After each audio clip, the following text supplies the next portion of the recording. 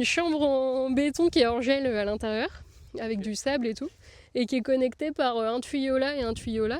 Et l'idée, c'est que les reptiles, genre la couleuvre ou des trucs comme ça, ils puissent rentrer par les tuyaux. Pourquoi les agriculteurs et les naturalistes devraient forcément se faire la guerre? On peut faire de l'agriculture sans détruire la biodiversité. Salut GDF.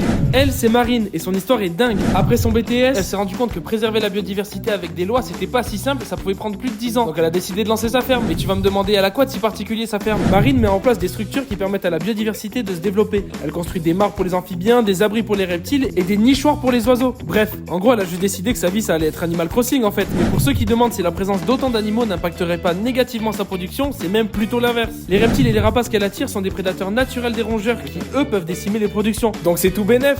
Au moment, juste on fait partie d'un écosystème et d'un équilibre et c'est bien si on est tous là quoi. Merci Marine pour ces mots très justes. Nous on n'oublie pas notre concept et on repart avec cette énorme betterave. Abonne-toi si tu veux pas louper la recette d'un ketchup de betterave qui risque de te faire oublier celui à la tomate. Ciao!